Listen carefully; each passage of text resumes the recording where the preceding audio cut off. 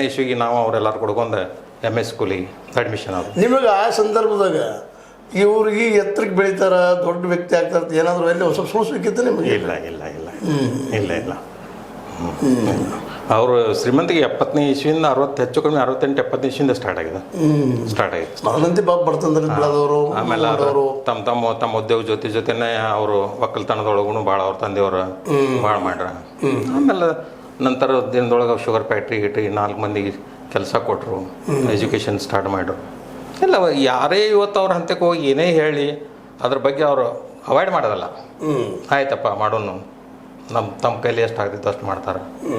ಆಮೇಲೆ ಇನ್ನೊಂದು ಅವರಲ್ಲಿ ಹೆಚ್ಚು ದೊಡ್ಡ ಗುಣ ಅಂದರೆ, ಈಗ ನಂದು ಒಬ್ರದ್ದೊಂದು ಡಿಸ್ಪ್ಯೂಟ್ ಅದ ಅಂತ ತಿಳ್ಕೊರಿ, ಜಗಳ ಅವ್ರಂತಕ್ಕೆ ನಾವು ಹೋಗ್ತೀವಿ. ಅವ್ರು ಇನ್ನೊಬ್ರು ನನ್ನ ಎದುರುಗಿದ್ದವ್ರು ಅವ್ರಿಗೆ ಪರಿಚಯ ಇರೋದಿಲ್ಲ, ನಾ ಪರಿಚಯ ಅಗದಿ ಕಾಸಿರ್ತೀನಿ. ಆದರೂ ನನ್ನ ಎತ್ತಿ ಹಿಡಿದು ಮಾತಾಡೋದಿಲ್ಲ. ಅವರು ಏನು ಅನ್ನೋದು ತಿಳ್ಕೊಂಡು ಸುರೇಶ ಅದ್ನೇನು ಕಡೆ ತಪ್ಪದ, ಅವ್ರ ಜೋಡಿ ಬೇಡ ಬಿಟ್ಟು ಬಿಡು. ನನ್ನೊಂದು ನಂದು ಒಂದು ಅವ್ರ ಸಮಸ್ಯೆ ಬಗೆಹರಿಸು. 95ನೇ ಇಸ್ವಿಯೊಳಗೆ ಒಂದು ಎಲ್ಲಿ ಹೊಸಪೇಟೆಗಲ್ಲಿ ಒಳಗೆ ಒಂದು ದೊಡ್ಡ ಆಸ್ತಿ ಇತ್ತು ನಮ್ಮದು. ಹಿಂಗೆ 25 ಹಿಂಗೆ 120 ಕೋರ್ಟ್ ಡಿಸ್ಪ್ಯೂಟ್ ನಡೆದಿದ್ವಿ. ಒಂದು ಸಮಾಜದವ್ರು ಪೂರ್ತಿ ಅದನ್ನ ಎಕ್ವೈರ್ ಮಾಡ್ಕೊಂಡಿದ್ರು. ಅವ್ರು ನಮ್ಮ ವಿರೋಧ ಪಾರ್ಟಿ ಕಡೆಯಿಂದ ನೊಂದು ಆಗಿತ್ತು, ಎಲ್ಲ ಆಗಿತ್ತು. ಅದು ಲಾಸ್ಟ್ ನನ್ನ ಫೈನಲ್ 95ನೇ ಇಸ್ವಿಗೆ ಅದು. ಯಾವಾಗಿಂದ 75ರಿಂದ ಕೋರ್ಟ್ ಸ್ಟಾರ್ಟ್ ಆದಿದ್ದು 95 ನನ್ನ ಫೈನಲ್ ಆಗಿತ್ತು ನಾನು ಹೈಕೋರ್ಟ್ನಾಗ. ಅವಾಗ ಆ ಸಮಾಜದವ್ರೆಲ್ಲ ಇಲ್ರಿ, ನಾವು ಅದ್ರ ಬದಲು ಭಾಳ ಖರ್ಚು ಮಾಡಿದ್ದೀವಿ, ಮತ್ತು ನಮ್ಗೆ ಅದು ಪ್ರಾಪರ್ಟಿ ಬೇಕು ಅಂದರು. ಅವಾಗ ಅಂದರು ಅವ್ರವ್ರ ಜಗಳದೊಳಗೆ ನೀವು ಯಾಕೆ ಹೋಗಿದ್ರಪ್ಪ, ಅವರು ಬೇಕಾದವ್ರೆ. ಆದರೂ ಅವ್ರ ಸುರೇಶ್ ಒಬ್ಬ ಅವ್ರು 50 ಜನ ಅವ್ರ ಕಡೆ ನಾವು ಮಾತಾಡಬೇಕು ಅನ್ನುವಂಥ ಅವರಲ್ಲಿ ಉಳಿಲಿಲ್ಲ. ಅವ್ರು ಸುರೇಶ್ ನ್ಯಾಯಯುತವಾಗೈತಿ, ಅವ್ರವ್ರ ಜಗಳದಾಗ ನೀವು ಯಾಕೆ ಹೋಗಿದ್ರಪ್ಪ, ನೀವು ಯಾಕೆ ಕರ್ಸ್ಕೊಳಕ್ಕೆ ಹೋಗಿದ್ರಿ ಅಂತ ಮುಗೀತು ಅದು. ಆಮೇಲೆ ನಾನು ಅಣ್ಣವ್ರನ್ನೂ ಅವ್ರ ಜೊತೆನೂ ಇದನ್ನು ಮಾಡಬಾರ್ದು ಅಂದಾಗ ಅಣ್ಣವ್ರು ಏಟು ಅವ್ರ ಖರ್ಚು ಮಾಡ್ಯಾರ ಕೇಳ್ರಿ, 31,000 ರೂಪಾಯಿ ಖರ್ಚು ಮಾಡಿ. ಆಗಿನ ಟೈಮ್ ನಾನು 35,000 ರೂಪಾಯಿ ಚೆಕ್ ಅವ್ರದ್ದು ಕೊಟ್ಟೆ ಸಮಾಜಕ್ಕೆ. ಯಾಕಂದ್ರೆ ಅವ್ರ ಏನೋ ಸರಿಯೋ ತಪ್ಪು ಆಗಿರ್ತಾವ. ಅಂದ್ರೆ ಇಂಥ ಗುಣ ಅವರಲ್ಲಿ ನಾವು ಬಾಳ್ಕೊಂಡು ಹಿಡ್ದ ಅಂದಿನಿಂದ ಇವತ್ತು ಅವ್ರಿಗೆ. ನೀವು ಹೈಸ್ಕೂಲ್ದಲ್ಲಿ ಅವ್ರ ಜೊತೆಗಿದ್ದವ್ರು? ಹೈಸ್ಕೂಲ್ದಾಗ ABCD ಮಾಡಿರಿ ನಮ್ಮ ನೇದಾಗ ಹಾಕಿರ ಹೊಟ್ಟಿ. ಹಂಗೆ ಇದರಲ್ಲೇ ಓದೋದ್ರಲ್ಲೇ ಬರೆಯೋದ್ರಲ್ಲಿ ಹೆಂಗಿದ್ರು ಅವರು? ಹೆಚ್ಚು ಸ್ಪೋರ್ಟ್ಸ್ ಭಾಳ ಬರೆಯೋದು ಓದೋದಕ್ಕಿಂತ. ಸ್ಪೋರ್ಟ್ಸ್ದಾಗ ಬಡ್ಡಿಂದ ಸ್ಪೋರ್ಟ್ಸ್ ಅವ್ರು ಆಮೇಲೆ ಏನಾಯ್ತು, ಅಲ್ಲಿ ದೇಸಾಯಿ ಬಂಗ್ಲೆ ಅಂತೇಳಿ ಒಂದು ದೇಸಾಯಿ ಇಲ್ಲ ಲಕ್ಷ್ಮೀ ಥಿಯೇಟರ್ ಅದು ಖರೀದಿ ಮಾಡ್ರಿ ಅವ್ರ ತಂದೆಯವ್ರ. ಖರೀದಿ ಮಾಡಿದ ನಂತರ ಎಲ್ಲರಿಗೂ ಅವ್ರು ಅಲ್ಲೇ ಎಲ್ಲರೂ ಬ್ರದರ್ಸ್ ಅಲ್ಲೇ ಮಲ್ಕೋದು, ಹೊರಗಡೆನ ಊಟ, ಹೊರಗಡೆನ ನಾಷ್ಟ. ಅವ್ರ ಮನೆಗೆ ಅವ್ರ ತಂದೆಯವ್ರು ಭಾಳ ಫ್ರೀ ಬಿಟ್ಬಿಟ್ರು ಅಂತ ಬೆಳೆದ್ರು. ಹೌದು, ಮಕ್ಕಳನ್ನ ಓಪನ್ ಆಗಿ ಬಿಡೋದ್ರಿಂದ ಬೆಳೆದ್ರು. ಸಮಾಜ ಏನು ಅನ್ನೋದು ಗೊತ್ತಾಯ್ತು. ಇಲ್ಲ ಅಂತಂದ್ರೆ ಅವರು ಸ್ಟ್ರಿಕ್ಟ್ ಇಟ್ಟಿದ್ರಂದ್ರೆ ಇದಾಗ್ತಾರೆ. ಓಣಿ ಒಳಗೆ ಕೊಳತ್ ಹೋಗ್ಬಿಡ್ತಾರೆ, ಸುಡಲ್ಲ ಗಾಡಿ ಮಾತ್ರ. ಅವ್ರ ಒಟ್ಟ ಓಣಿ ಕೂಸು ಕೊಳಿತು, ಓಣಿ ಕೂಸು ಬೆಳೀತು. ಅವರು ಮನಿ ಒಳಗೆ ಒಟ್ಟ ಮಲ್ಕೋದ್ರಕ್ಕಿಲ್ಲ, ಮನಿ ಒಳಗೆ ಹೆಚ್ಚು ಊಟನೂ ಇಲ್ಲ, ನಾಷ್ಟನೂ ಇಲ್ಲ. ಹೆಚ್ಚಾನೆ ಜಾಸ್ತಿ ಅಂತಂದ್ರೆ ಈ ಪೈಲ ಇದ್ದಾಗ ಚಾಯ್ ಹೋಟೆಲ್, ಅಜಂತ ಹೋಟೆಲ್. ನಂತರ ಆ ಬಂಗ್ಲೆಗೆ ಹೋದ್ಕೂಲೆ ಪ್ರಿಯಾ ಹೋಟೆಲ್ ಸ್ಟಾರ್ಟ್ ಆಯ್ತು.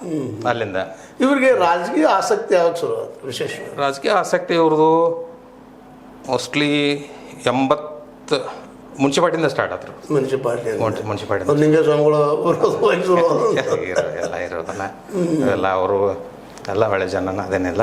ಅಲ್ಲಿಂದ ಅವ್ರಿಗೆ ಬಂದ ಅಂದ್ರೆ ಹೆಂಗದ ರೀ, ಒಂದೊಂದು ದೇವ್ರ ಬ್ರಹ್ಮ ಬರ್ದ ಕಳಿಸಿರ್ತಾನೆ, ನೀವು ಈ ಫೀಲ್ಡ್ದಾಗ ಹೋಗ್ರಿ, ನೀವು ಈ ಫೀಲ್ಡ್ದಾಗ ಹಾರ್ಡ್ ವರ್ಕ್ ಅದ ಅವ್ರು. ಹಾರ್ಡ್ ವರ್ಕ್ ಇರಲಿ, ಮನುಷ್ಯ ಪ್ರಯತ್ನ ಮಾಡ್ಲಾರ ಯಾವ್ದು ಆಗೋದಿಲ್ಲ. ಪ್ರಯತ್ನ ಭಾಳ ಐತೆ ಅವ್ರ ಪ್ರಯತ್ನ ಭಾಳ ಅದ. ಇವತ್ತಿನ ಯಾಕಂದ್ರೆ ಹತ್ತ ದುಡ್ಡದಂತ ತಿಳ್ಕೊಂಡು ಕೊಡೋದಂತಿಂದ ಹಾಳು ಮಾಡೋದಂತ ಅಲ್ಲ, ಸಾಕಷ್ಟು ತಂದೆಯವ್ರು ಗಳಿಸಿದ್ರು, ರಾಜನಂತ ಇರ್ಬೋದು. ಮತ್ತು ಅವ್ರವ್ರ ಆಸ್ತಿಯೊಳಗೆ ಯಾರು ತಕರಾರು ತಂಟೆ ಇಲ್ಲ.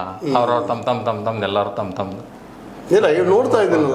ಹಿಂಗೆ ನಾವು ಇಡೀ ಕರ್ನಾಟಕದಾಗ ಯಾವುದೇ ತಕರಾರು, ಇಡೀ ಕರ್ನಾಟಕದಾಗ ಇಂಥ ನಾವು ಅಂತಮ್ರ ಹೊಂದಾಣಿಕೆ. ಈ ರಾಜ್ಯ ಮಟ್ಟಕ್ಕೆ ಬೆಳೆಯಾಗ ಅದೊಂದು ಕಾರಣ ಒಕ್ಕಟ್ಟು ಕುಟುಂಬ.